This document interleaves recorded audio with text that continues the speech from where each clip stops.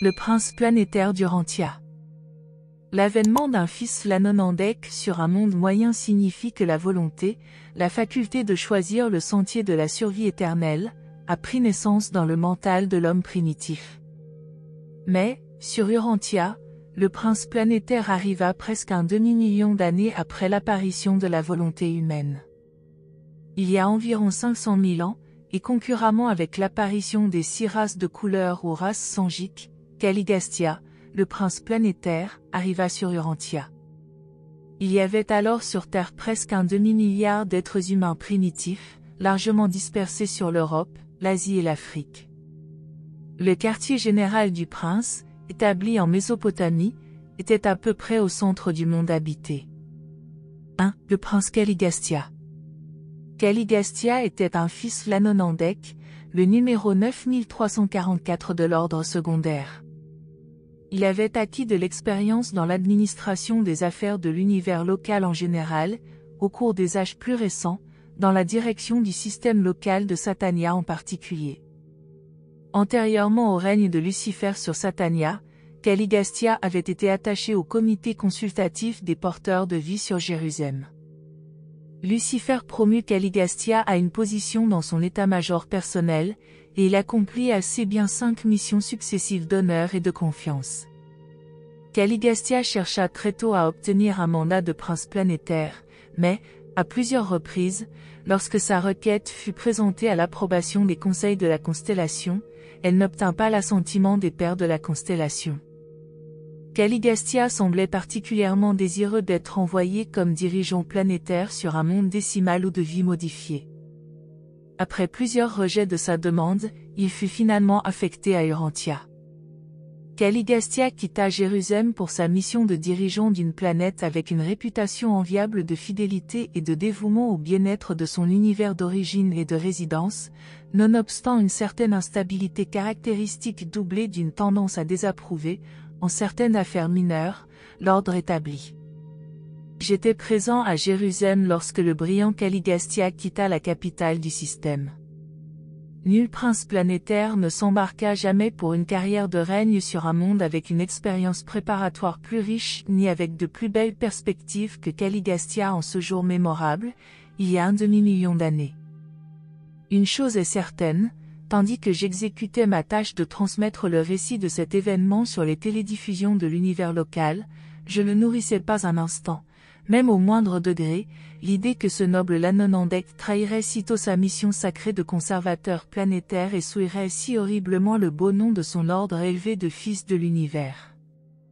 Je considérais vraiment Urantia comme l'une des 5 ou 6 planètes les plus privilégiées de tout Satania pour avoir un penseur aussi expérimenté, et aussi brillant et original au gouvernail de ses affaires mondiales.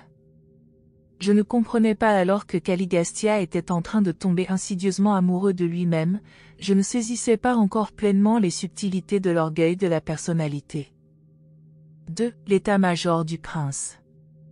Le prince planétaire d'Urantia ne fut pas envoyé seul pour accomplir sa mission, il était accompagné du corps habituel d'adjoints administratifs et d'assistants.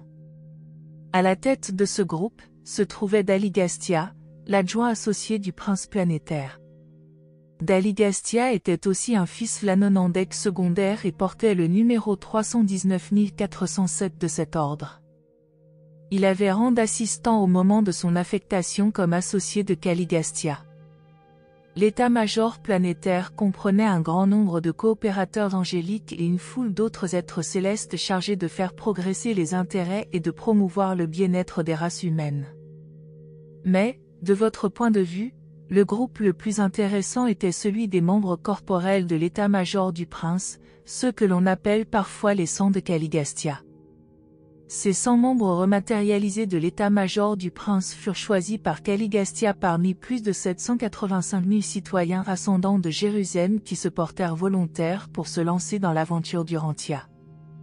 Chacun des élus venait d'une planète différente, et aucun d'entre eux ne venait d'Urantia. Ces volontaires de Jérusalem furent directement amenés de la capitale du système sur Urantia par transport séraphique. Après leur arrivée, ils furent maintenus en séraphiné jusqu'à ce que l'on ait pu leur procurer des formes de personnalité de double nature de service planétaire spécial, un véritable corps physique formé de chair et de sang, mais également en résonance avec les circuits de vie du système. Peu de temps avant l'arrivée des 100 citoyens de Jérusalem, les 2 porteurs de vie superviseurs, qui résidaient sur Urantia et qui avaient déjà leur plan mis au point, demandèrent à Jérusalem et à Edantia la permission de transplanter le plasma vital de 100 survivants sélectionnés de la race d'Andon et de Fonta dans les corps matériels prévus pour les membres corporels de l'état-major du prince. La requête fut accordée sur Jérusalem et approuvée sur Edantia. En conséquence, les porteurs de vie choisirent, dans la postérité d'Andon et de Fonta, 50 hommes et 50 femmes qui représentaient la survivance des meilleures lignées de cette race unique. À 1 ou 2 exceptions près, ces andonites qui contribuèrent à faire progresser la race étaient étrangers les uns aux autres.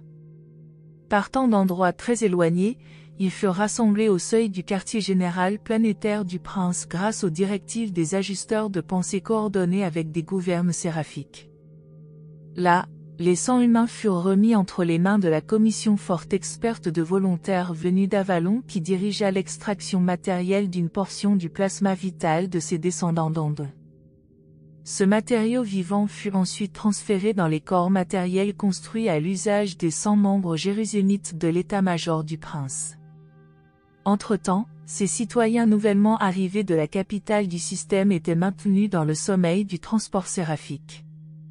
Ces opérations, ainsi que la création effective de corps spéciaux pour les 100 de Caligastia, donnèrent naissance à de nombreuses légendes dont beaucoup furent ultérieurement confondues avec des traditions plus récentes touchant l'installation planétaire d'Adam et d'Ève. L'opération de repersonnalisation tout entière, depuis l'arrivée des transports séraphiques amenant les 100 volontaires de Jérusalem jusqu'au moment où ils reprirent conscience comme êtres ternaires du royaume, dura exactement 10 jours. 3. Dalamatia, la cité du prince. Le quartier général du prince planétaire était situé dans la région du golfe Persique d'alors, dans la région correspondant à la Mésopotamie d'aujourd'hui. Le climat et le paysage mésopotamien de ces temps étaient très différents des conditions qui ont parfois prévalu depuis lors. Il convenait, sous tous les rapports, aux entreprises de l'état-major du prince et de ses assistants. Il était nécessaire qu'un climat aussi favorable fît partie de l'ambiance naturelle destinée à inciter les primitifs d'Urantia à faire certains progrès initiaux en culture et en civilisation. La tâche essentielle de ces âges était de transformer ces chasseurs en bergers, avec l'espoir qu'ils évolueraient plus tard en agriculteurs sédentaires et pacifiques. Le quartier général du prince planétaire sur Urantia était un exemple typique de ce genre de station sur une jeune sphère en voie de développement. Le noyau de l'établissement du prince était une cité très simple mais très belle, enclose dans une muraille de 12 mètres de haut. Ce centre mondial de culture fut nommé Dalamatia en l'honneur de Daligastia. Le plan de la cité comportait 10 subdivisions, avec les bâtiments des quartiers généraux des 10 conseils de l'état-major corporel situés au centre de chacune de ces subdivisions. Au milieu de la ville s'élevait le temple du Père invisible. Le quartier général administratif du prince et de ses associés était réparti en 12 salles groupées à proximité immédiate du temple. Les bâtiments de Dalamatia étaient tous à un étage, à l'exception des quartiers généraux des conseils, qui avaient 2 étages, et du temple central du Père de tous, qui était petit, mais comportait 3 étages. La cité était bâtie avec le meilleur matériau de construction de ces temps primitifs, la brique. On avait employé très peu de pierre ou de bois. La construction des maisons et l'architecture des villages furent très améliorées chez les peuplades avoisinantes par l'exemple de Dalamatia. Près du quartier général du prince, vivaient des êtres humains de toutes couleurs et de tous les niveaux. C'est parmi ces tribus voisines que furent recrutés les premiers élèves des écoles du prince. Bien que ces premières écoles de Dalamatia aient été rudimentaires, elles apportaient tout ce qui pouvait être fait pour les hommes et les femmes de cet âge primitif. L'état-major corporel du prince attirait continuellement autour de lui les individus supérieurs des tribus environnantes. Après avoir formé et inspiré ses élèves, il les renvoyait chez eux enseigner et guider leurs groupes ethniques respectifs. 4. Les premiers jours des 100. L'arrivée de l'état-major du prince créa une profonde impression. Il fallut presque 1 millier d'années pour que la nouvelle parvint au loin, mais les tribus voisines du quartier général mésopotamien furent prodigieusement influencées par les enseignements et la conduite des 100 nouveaux habitants d'Urantia. Une grande partie de votre mythologie ultérieure provient des légendes altérées de ces temps anciens où ces membres de l'état-major du prince furent repersonnalisés sur Urantia en tant que surhommes. L'obstacle sérieux à la bonne influence de tels maîtres extraplanétaires est la tendance des mortels à les considérer comme des dieux, mais, à part la technique de leur apparition sur Terre, les 100 de Caligastia, 50 hommes et 50 femmes, n'eurent recours ni à des méthodes surnaturelles ni à des manipulations suprahumaines. L'état-major corporel n'en était pas moins suprahumain. Ses membres commencèrent leur mission sur Urantia en tant qu'êtres ternaires et extraordinaires. Ils étaient corporels et relativement humains, car ils avaient incorporé le véritable plasma vivant d'une des races humaines, celui de la race andonique d'Urantia. Les 100 membres de l'état-major du prince étaient divisés par moitié quant au sexe, et répartis selon leur statut mortel antérieur. Chaque personne du groupe était capable de participer à la naissance d'un nouvel ordre d'êtres physiques, mais ils avaient été soigneusement avisés de n'avoir recours à la parenté que sous certaines conditions. C'est une coutume pour l'état-major corporel du prince planétaire de procréer ses successeurs quelque temps avant de se retirer du service planétaire spécial. Cette procréation a généralement lieu au moment de l'arrivée de l'Adam et de l'Ève planétaire, ou peu après. C'est pourquoi ces êtres spéciaux ne savaient guère ou pas du tout quel type de créature matérielle pourrait naître de leur union sexuelle. Et ils ne le surent jamais, car, avant qu'ils fussent parvenus à cette étape de leur œuvre mondiale, la rébellion avait renversé le régime tout entier, et ceux qui jouèrent plus tard le rôle de parents avaient été isolés des courants de vie du système. Ces membres matérialisés de l'état-major de Caligastia avaient la couleur de peau et le langage de la race andonique.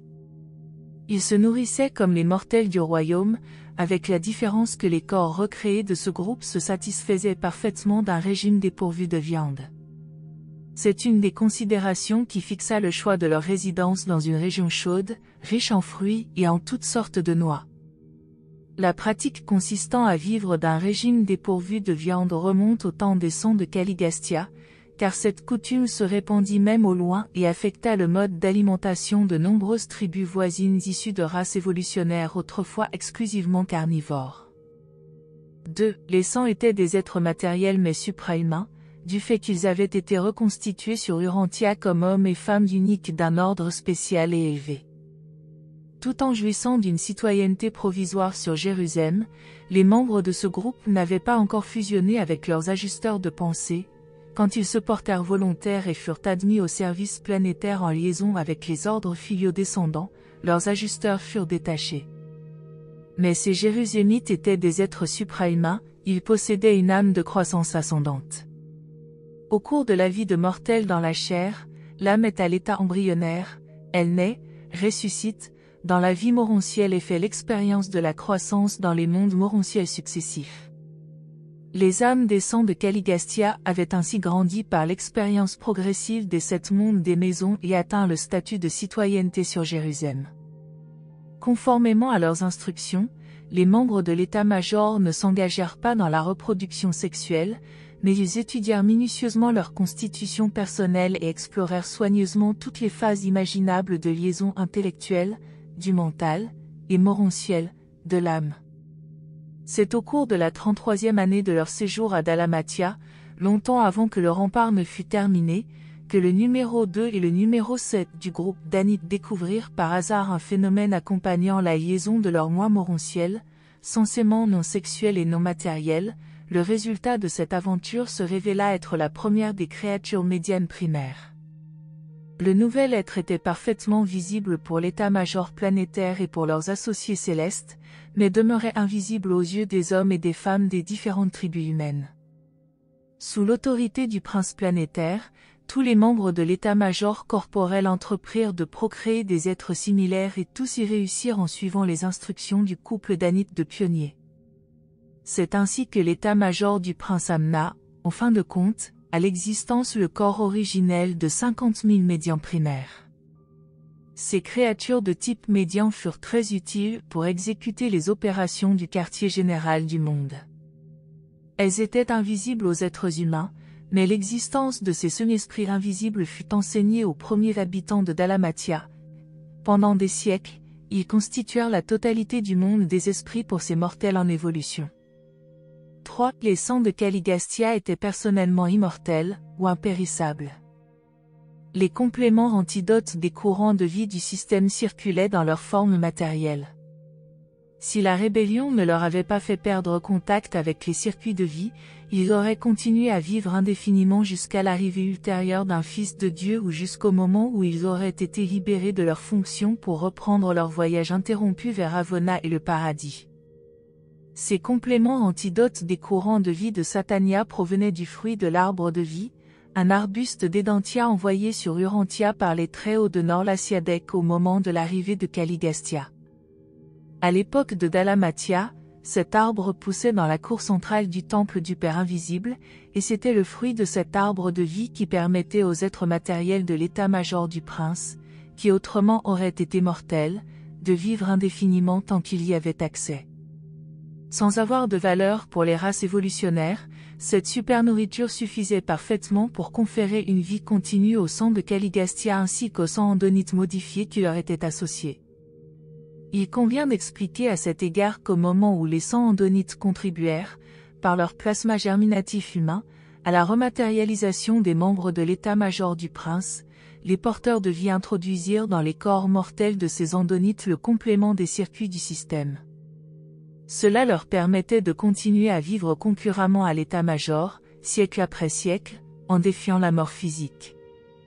Les sangs andonites furent finalement informés de leur contribution aux nouvelles formes de leurs supérieurs, et ces mêmes sangs enfants des tribus d'Andon furent maintenus au quartier général à titre d'assistants personnels des membres corporels de l'état-major du prince.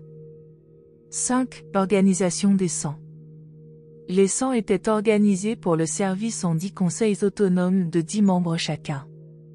Lorsque 2 conseils au moins siégeaient en session commune, ces assemblées de liaison étaient présidées par Daligastia. Ces 10 groupes étaient constitués comme suit. 1. Le conseil de l'alimentation et du bien-être matériel. Ce groupe était présidé par Ange. L'alimentation, la distribution de l'eau, l'habillement et le progrès matériel de l'espèce humaine, tout cela était stimulé par ce corps d'experts. Ils enseignèrent le creusement des puits, le captage des sources et l'irrigation. Ils apprirent aux gens venus des hautes altitudes et des régions nordiques à améliorer leurs méthodes pour traiter les peaux destinées à servir de vêtements.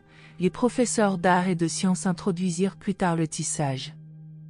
Les méthodes de conservation de la nourriture firent de grands progrès.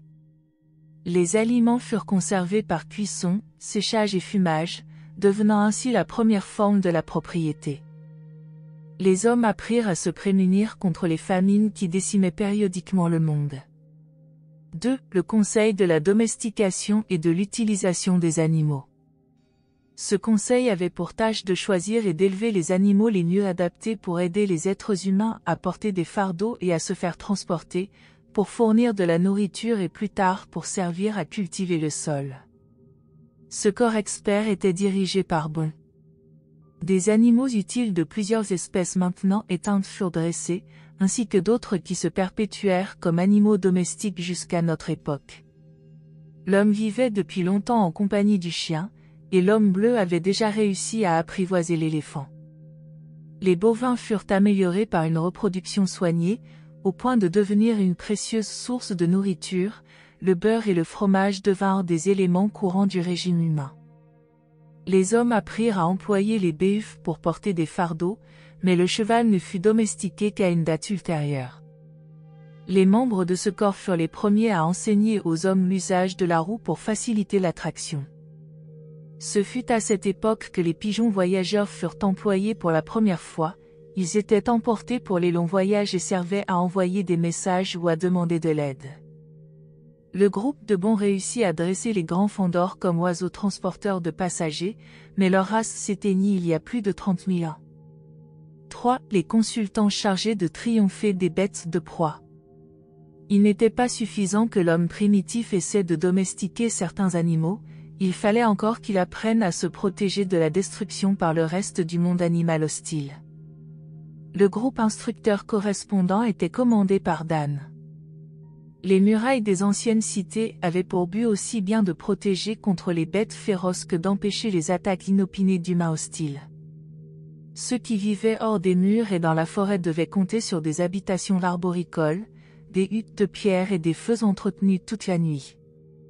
C'est pourquoi il était tout à fait normal que ces éducateurs consacrent beaucoup de temps à instruire leurs élèves en matière d'amélioration de l'habitat humain. Grâce à l'emploi de meilleures techniques et de pièges, de grands progrès furent accomplis dans la soumission du monde animal. 4. Le collège chargé de propager et de conserver la connaissance. Ce groupe organisa et dirigea les efforts purement éducatifs de ces âges primitifs. Il était présidé par Fad. Les procédés éducatifs de Fad consistaient à superviser les emplois tout en enseignant des méthodes de travail améliorées. Fad formula le premier alphabet et introduisit un système d'écriture. Son alphabet comprenait 25 caractères. Ces peuples primitifs écrivaient sur des écorces d'arbres, des tablettes d'argile, des plaques de pierre, un genre de parchemin fait de peau martelée et une sorte de papier rudimentaire tiré des nids de guêpes. La bibliothèque de Dalamatia, détruite peu après la révolte de Caligastia, contenait plus de 2 millions de manuscrits séparés, on l'appelait la « maison de Fad ». Les hommes bleus avaient une prédilection marquée pour l'écriture alphabétique, ce sont eux qui firent les plus grands progrès dans cette direction. Les hommes rouges préféraient l'écriture picturale, tandis que les races jaunes s'orientèrent vers l'emploi de symboles pour les mots et les idées, très semblables à ceux qu'elles emploient actuellement. Mais l'alphabet et bien d'autres choses importantes furent ensuite perdues pour le monde pendant les désordres qui accompagnèrent la rébellion. L'apostasie de Caligastia détruisit l'espoir d'un langage universel, au moins pour des âges innombrables. 5. La Commission de l'industrie et du commerce. Ce conseil était chargé de développer l'industrie parmi les tribus et de promouvoir le commerce entre les divers groupes pacifiques. Son chef était Nod. Toutes les formes de manufacture primitive furent encouragées par les membres de ce corps. Ils contribuèrent directement à élever le niveau de vie en fournissant de nombreuses marchandises nouvelles destinées à frapper l'imagination des hommes primitifs. Ils étendirent énormément le commerce du sel, amélioré par le Conseil des sciences et des arts. C'est parmi les groupes éclairés instruits dans les écoles de Dalamatia que fut pratiqué le premier crédit commercial. Une bourse centrale de crédit fournissait des jetons symboliques qui étaient acceptés au lieu des objets réels de troc. Le monde n'améliora ses méthodes d'affaires que des centaines de milliers d'années plus tard. 6. Le collège de la religion révélée. Ce corps fut lent à fonctionner. La civilisation d'Urantia fut littéralement forgée entre l'enclume de la nécessité et les marteaux de la peur. Ce groupe avait cependant fait des progrès considérables dans sa tentative pour substituer la crainte du créateur à la peur de la créature, culte des fantômes, quand ses travaux furent interrompus par les désordres accompagnant le mouvement de soulèvement et de sécession. Le président de ce conseil s'appelait Ap. Aucun membre de l'état-major du prince ne voulut présenter des révélations susceptibles de compliquer l'évolution, ils ne le firent que comme un apogée après avoir épuisé les forces de l'évolution. Mais Ap céda au désir des habitants de la cité de voir établir une forme de service religieux. Son groupe donna aux Dalmatiens les 7 cantiques du culte ainsi que la formule de louange quotidienne, puis leur enseigna finalement la prière au Père, qui était « Père de tous, dont nous honorons le Fils, considère-nous avec faveur. Délivre-nous de la crainte de tout, sauf de toi. Fais de nous une joie pour nos divins maîtres et place pour toujours la vérité sur nos lèvres. Délivre-nous de la violence et de la colère, donne-nous le respect de nos aînés et de ce qui appartient à nos voisins. Pour réjouir notre cœur, donne-nous cette saison de vert pâturage et des troupeaux féconds. Nous prions pour hâter la venue de celui qui nous est promis et doit nous élever, et nous souhaitons de faire ta volonté sur ce monde comme d'autres la font sur d'autres mondes au-delà du nôtre. Bien que l'état-major du prince fût limité aux moyens naturels et aux méthodes ordinaires d'amélioration des races, il présenta la promesse du don adamique d'une nouvelle race comme but de la croissance évolutionnaire après que le développement biologique aurait atteint son apogée. 7. Les gardiens de la santé et de la vie. Ce conseil s'occupa d'introduire un système sanitaire et d'encourager une hygiène primitive. Il était dirigé par lui. Ses membres enseignèrent beaucoup de choses qui furent perdues dans le désordre des âges ultérieurs et ne furent jamais redécouvertes avant le XXe siècle. Ils apprirent à l'humanité que cuire, rôtir et faire bouillir étaient des moyens d'éviter les maladies. Ils enseignèrent également que la cuisson des aliments diminuait grandement la mortalité infantile et facilitait le sevrage précoce. Bon nombre des premiers enseignements donnés par les gardiens de la santé du groupe de Lu furent conservés parmi les tribus terrestres jusqu'à l'époque de Moïse, bien que très dénaturés et profondément modifiés. Le principal obstacle à la promotion de l'hygiène, chez ces peuples ignorants, consistait dans le fait que les facteurs réels de nombreuses maladies étaient trop petits pour être vus à l'œil nu, et aussi que ces hommes avaient tous un respect superstitieux pour le feu. Il fallut des milliers d'années pour les persuader de brûler les détritus. Entre-temps, on les pressa vivement d'enterrer leurs immondices en putréfaction. Le grand progrès sanitaire de cette époque provint de la propagation des connaissances concernant les propriétés salubres et antiseptiques de la lumière solaire. Avant l'arrivée du prince, les bains avaient été un cérémonial exclusivement religieux. Il fut vraiment très difficile de persuader les hommes de laver leur corps pour leur santé. Finalement, lui incita les éducateurs religieux à inclure les ablutions dans les cérémonies purificatrices qui devaient être accomplies une fois par semaine en liaison avec les dévotions de midi concernant le culte du Père de tous. Ces gardiens de la santé cherchèrent également à remplacer, par la poignée de main, l'échange de salive ou la boisson de sang qui était le sceau de l'amitié personnelle et le gage de la loyauté de groupe. Mais, une fois dégagés de l'influence pressante des enseignements de leurs chefs supérieurs, ces peuplades primitives ne tardèrent pas à reprendre leurs pratiques destructives de santé et propagatrices de maladies, nées de l'ignorance et de la superstition. Puis, le Conseil planétaire des arts et des sciences. Ce corps contribua beaucoup à améliorer les techniques industrielles des hommes primitifs et à élever leur concept de la beauté. Son chef s'appelait Mec. Les arts et les sciences étaient à un niveau très bas dans le monde entier, mais les rudiments de la physique et de la chimie furent enseignés aux Dalmatiens. La poterie et les arts décoratifs furent tous améliorés, et les idéaux de la beauté humaine bien rehaussés, mais la musique ne fit guère de progrès avant l'arrivée de la race violette. Malgré les incitations réitérées de leurs éducateurs, ces hommes primitifs ne consentirent pas à faire des expériences sur l'énergie de la vapeur, ils ne purent jamais surmonter leur grande peur du pouvoir explosif de la vapeur en vase clos. Toutefois, ils se laissèrent finalement persuader de travailler les métaux au feu, bien qu'un morceau de métal chauffé au rouge fût pour l'homme primitif un objet de terreur. Mec contribua beaucoup à élever la culture des Andonites et à améliorer les arts des hommes bleus. Un croisement des hommes bleus avec les souches andoniques produisit des hommes très doués artistiquement, et beaucoup d'entre eux devinrent des maîtres sculpteurs. Ils ne travaillaient ni la pierre ni le marbre, mais leurs œuvres d'argile, durcies par cuisson, ornaient les jardins de Dalmatia. Les arts ménagers firent de grands progrès dont la plupart furent perdus pendant les longs âges sombres de la rébellion et ne furent jamais retrouvés avant les temps modernes. 9. Les gouverneurs des relations tribales supérieures. C'était le groupe chargé d'élever la société humaine au niveau d'un État. Son chef était Tu.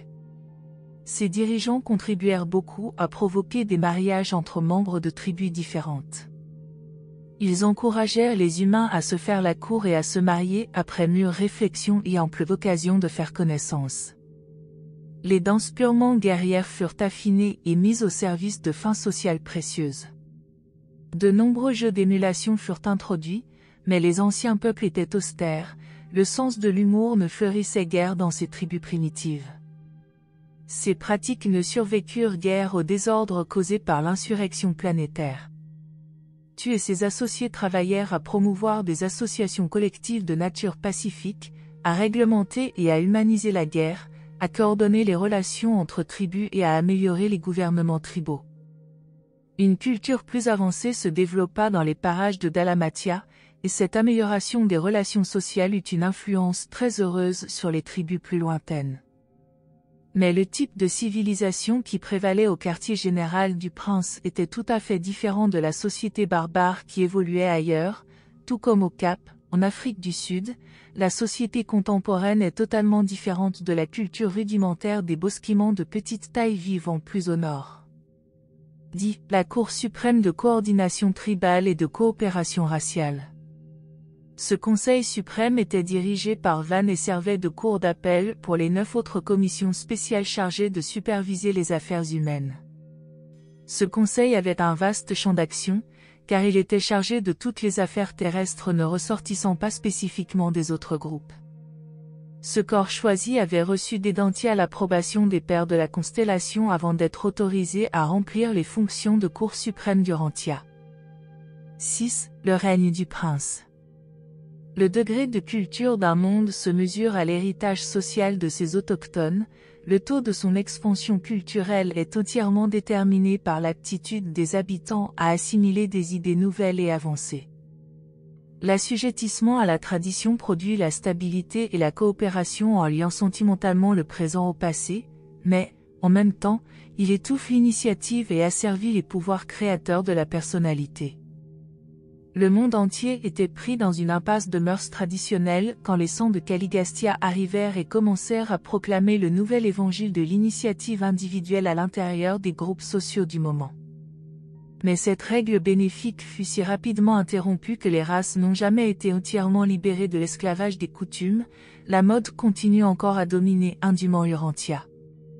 Les sangs de Caligastia, diplômés des mondes des maisons de Satania, connaissaient bien les arts et la culture de Jérusalem, mais une telle connaissance est presque sans valeur sur une planète barbare peuplée d'humains primitifs. Ces êtres sages étaient trop avisés pour entreprendre la transformation soudaine, ou le relèvement en masse, des races primitives de ce temps.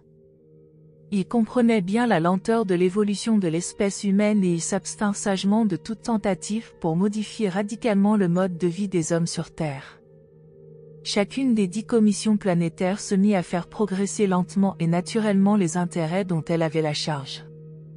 Leur plan consistait à attirer les membres des tribus environnantes au mental le mieux développé, après les avoir formés, à les renvoyer chez leurs peuples respectifs comme émissaires de progrès social. Jamais des émissaires étrangers ne furent envoyés à une race, sauf à la demande spécifique du peuple en question. Ceux qui travaillèrent à l'élévation et au progrès d'une tribu ou d'une race donnée étaient toujours natifs de cette tribu ou de cette race. Les Sangs n'auraient jamais tenté d'imposer à une tribu les habitudes et les mœurs d'une autre race, même supérieure. Ils travaillaient toujours patiemment à élever et à faire progresser, dans chaque race, les mœurs ayant subi l'épreuve du temps. Les peuples simples d'Urantia apportèrent leurs coutumes sociales à Dalamatia non pour les échanger contre des pratiques nouvelles et meilleures, mais pour qu'elles fussent magnifiées au contact d'une culture plus élevée et en association avec des hommes au mental supérieur. Le processus était lent, mais très efficace. Les instructeurs de Dalamatia cherchèrent à ajouter une sélection sociale consciente à la sélection purement naturelle de l'évolution biologique. Ils ne déréglèrent pas la société humaine, mais accélérèrent notablement son évolution normale et naturelle. Leur mobile était la progression par l'évolution et non la révolution par la révélation. Il avait fallu des âges à la race humaine pour acquérir le peu de religion et de morale qu'elle possédait, et ces surhommes étaient trop avisés pour dérober à l'humanité ces quelques progrès en la jetant dans la confusion et la consternation qui apparaissent toujours quand des êtres éclairés et supérieurs entreprennent d'élever les races arriérées en les instruisant et en les éclairant à l'excès. Lorsque des missionnaires chrétiens s'en vont au cœur de l'Afrique, où fils et filles sont censés rester sous l'autorité et la direction de leurs parents pendant toute la vie de ces derniers, ils n'apportent que le désordre et l'effondrement de toute autorité quand ils cherchent, au cours d'une seule génération, à remplacer cette pratique par l'enseignement que les enfants doivent être libérés de toute entrave familiale après l'âge de 21 ans. 7. La vie à Dalamatia. Bien que d'une beauté exquise et conçue pour inspirer du respect aux primitifs de cet âge, le quartier général du prince était somme toute modeste. Les bâtiments n'étaient pas particulièrement importants du fait que les instructeurs importés avaient pour but d'encourager le développement éventuel de l'agriculture par l'introduction de l'élevage. Les réserves de terre dans l'enceinte de la cité étaient suffisantes pour que les pâtures et les jardins maraîchers puissent nourrir une population d'environ 20 000 habitants. Les intérieurs du temple cultuel central et des bâtiments des 10 groupes de surhommes superviseurs étaient vraiment de belles œuvres d'art. Les bâtiments résidentiels étaient des modèles de netteté et de propreté, mais tout y était très simple et tout à fait primitif en comparaison des développements ultérieurs. À ce quartier général de culture, on n'employait que des méthodes appartenant naturellement à Urantia. Les membres corporels de l'état-major du prince habitaient des demeures simples, mais exemplaires, qu'ils entretenaient comme foyers familiaux destinés à inspirer et à impressionner favorablement les étudiants observateurs séjournant au centre social et au quartier général éducatif du monde. L'ordre défini de la vie familiale et le groupement d'une seule famille dans une seule résidence à un endroit relativement stable datent du temps de Dalamatia et furent principalement dus à l'exemple et aux enseignements des saints et de leurs élèves. Le foyer, en tant qu'unité sociale, ne fut jamais une réussite avant que les super-hommes et les super-femmes de Dalamatia eussent amené les humains à aimer leurs petits-enfants et les enfants de leurs petits-enfants et à faire des projets pour eux. Le sauvage aime son fils, mais le civilisé aime également son petit-fils. Les membres de l'état-major du prince vivaient par couple comme des pères et des mères. Il est vrai qu'eux-mêmes n'avaient pas d'enfants, mais les 50 maisons modèles de Dalamatia n'abritaient jamais moins de 500 enfants adoptés, dont beaucoup d'orphelins, choisis parmi les familles supérieures des races andoniques et sangiques. Ces enfants bénéficiaient de la discipline et de la formation de ces super-parents et ensuite, après avoir passé 3 ans dans les écoles du prince, ils y entraient entre 13 et 15 ans, ils étaient tout à fait aptes au mariage et prêts à recevoir leur mandat d'émissaire du prince auprès des tribus nécessiteuses de leurs races respectives. Fad patronnait le plan d'éducation de Dalamatia, qui était exécuté sous forme d'une école industrielle dans laquelle les élèves apprenaient par la pratique et se formaient eux-mêmes par l'accomplissement quotidien de tâches utiles. Ce plan d'éducation ne négligeait pas la place de la réflexion et de la sensibilité dans le développement du caractère, mais il mettait au premier plan la formation manuelle. L'instruction était individuelle et collective. L'enseignement était donné par des hommes et des femmes, et par les deux agissant conjointement. La moitié de cette instruction collective se faisait en séparant les élèves par sexe, l'autre moitié en éducation mixte. Les étudiants apprenaient individuellement la dextérité manuelle et se réunissaient en groupe ou classe pour acquérir le sens de la société. Ils étaient entraînés à fraterniser avec des groupes tantôt plus jeunes, tantôt plus âgés, et avec des adultes, ainsi qu'à travailler en équipe avec ceux de leur âge. On les familiarisait également avec des associations telles que les groupes familiaux, les équipes de jeu et les classes d'école. Parmi les derniers étudiants formés en Mésopotamie pour travailler avec leurs races respectives, se trouvaient des Andonites des hautes terres de l'Inde occidentale mêlés à des représentants des hommes rouges et des hommes bleus. Plus tard encore, un petit nombre d'hommes jaunes fut également admis. Ap offrit aux races primitives une loi morale. Ce code s'appelait « La voix du Père » et consistait dans les 7 commandements suivants. 1. Tu ne craindras ni ne serviras aucun Dieu, sauf le Père de tous. 2. Tu ne désobéiras pas au Fils du Père, le souverain du monde, et tu ne manqueras pas de respect envers ses associés suprahumains. 3. Tu ne mentiras pas quand tu seras appelé devant les juges du peuple. 4. Tu ne tueras ni homme, ni femme, ni enfant. 5. Tu ne déroberas ni les biens ni le bétail de ton voisin. 6. Tu ne toucheras pas à la femme de ton ami. 7. Tu ne feras pas montre d'irrévérence envers tes parents ni envers les anciens de la tribu. Ceci resta la loi de Dalamatia pendant près de 300 000 ans. De nombreuses pierres sur lesquelles cette loi fut gravée reposent actuellement sous la mer au large de la Mésopotamie et de la Perse.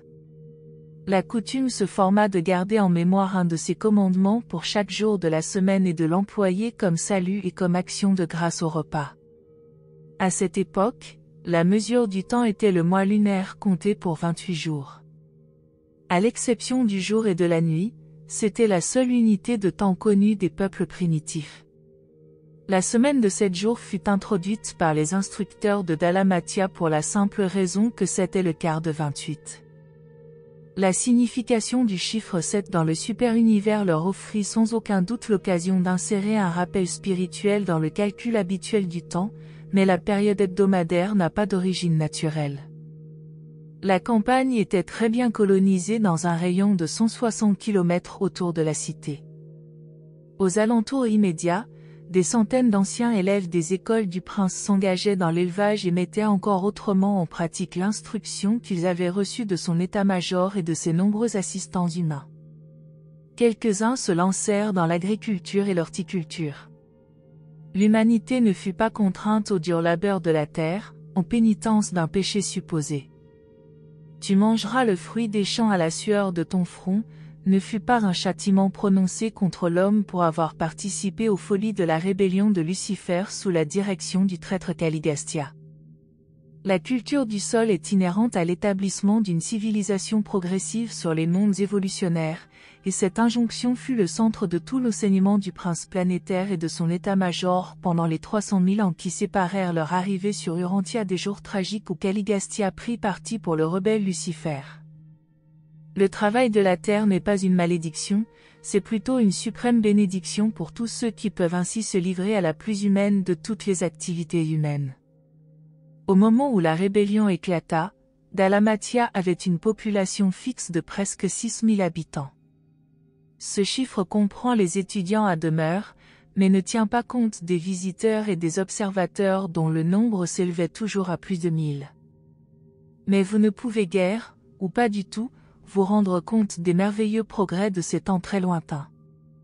Les admirables bénéfices de cette époque pour l'humanité furent pratiquement tous effacés par l'horrible confusion et les abjectes ténèbres spirituelles qui suivirent la tromperie et la sédition catastrophique de Caligastia.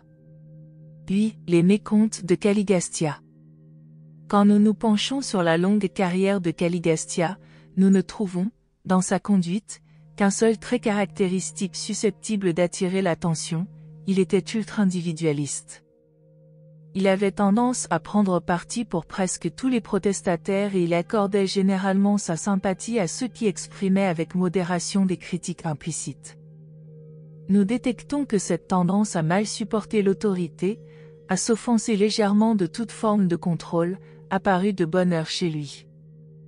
S'il était légèrement froissé des conseils de ses aînés et quelque peu rétif à toute autorité supérieure, il n'en avait pas moins fait preuve de loyauté envers les chefs de l'univers et d'obéissance aux ordres des pères de la constellation chaque fois qu'il avait été mis à l'épreuve. Nulle véritable faute ne fut jamais trouvée en lui jusqu'au moment de sa honteuse trahison d'Urantia. Il convient de remarquer que Lucifer et Caligastia avaient tous deux été patiemment instruits et affectueusement avertis de leur tendance à critiquer et du développement subtil de leur orgueil, qui avait pour corollaire un sentiment exagéré de leur propre importance. Mais tous ces efforts pour les aider avaient été interprétés à tort comme des critiques sans fondement et des ingérences injustifiées dans leur liberté personnelle. Caligastia et Lucifer estimèrent tous deux que leurs conseillers amicaux étaient animés par les mobiles forts répréhensibles qui commençaient à dominer leurs propres pensées déformées et leurs propres conceptions erronées. Ils jugèrent leurs généreux conseillers d'après l'évolution de leur propre égoïsme. À partir de l'arrivée du prince Caligastia, la civilisation planétaire progressa d'une manière assez normale pendant près de 300 000 ans. À part le fait qu'Urantia était une sphère à vie modifiée, donc sujette à de nombreuses irrégularités et à des épisodes inhabituels de fluctuations évolutionnaires, la carrière de la planète se poursuivit de façon très satisfaisante jusqu'au moment de la rébellion de Lucifer et de la trahison simultanée de Caligastia.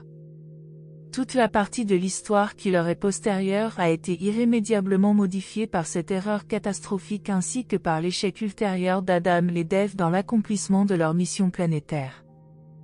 Le prince d'Urantia sombra dans les ténèbres au moment de la rébellion de Lucifer, précipitant ainsi la planète dans un long désordre. Il fut ensuite privé de l'autorité souveraine par l'action coordonnée des chefs de la constellation et d'autres autorités de l'univers. Il partagea les inévitables vicissitudes de l'isolement d'Urantia jusqu'à l'époque du séjour d'Adam sur la planète et contribua à faire échouer le plan de relèvement des races humaines par l'infusion du sang vital de la nouvelle race violette, les descendants d'Adam et d'Ève. Le pouvoir qu'avait le prince déchu de troubler les affaires humaines fut considérablement restreint par l'influence de Mashivanta Melchizedek, qui s'incarna à l'époque d'Abraham. Par la suite, au cours de l'incarnation de Michael, ce prince traître fut finalement dépouillé de toute autorité sur Urantia. La doctrine d'un démon personnel sur Urantia, bien qu'elle ait quelques fondements dans la présence planétaire du traître et init Caligastia, est néanmoins totalement fictive lorsqu'elle enseigne qu'un tel démon peut influencer le mental humain normal à l'encontre de son libre choix naturel. Même avant l'effusion de Michael sur Urantia, ni Caligastia ni Daligastia ne furent jamais capables d'opprimer les mortels ni de forcer aucun individu normal à faire quoi que ce soit à l'encontre de sa volonté humaine. Le libre arbitre humain est suprême en matière de morale. Même l'ajusteur de pensée intérieure se refuse à contraindre l'homme à former une seule pensée ou à accomplir un seul acte contraire au choix de la volonté personnelle de l'homme. Maintenant, ce rebelle du royaume, dépouillé de tout pouvoir de nuire à ses anciens sujets, attend que les anciens des jours du Versailles jugent en dernier ressort tous ceux qui ont participé à la rébellion de Lucifer. Présenté par un Melchizedek de Nébadon. N'oubliez pas de laisser vos commentaires ci-dessous pour partager vos propres réflexions sur le livre d'Urantia, et si vous avez aimé cette vidéo, n'hésitez pas à la liker et à la partager avec d'autres personnes intéressées par la spiritualité et philosophie. Merci de nous avoir rejoints aujourd'hui, et je vous retrouve bientôt pour une nouvelle exploration passionnante.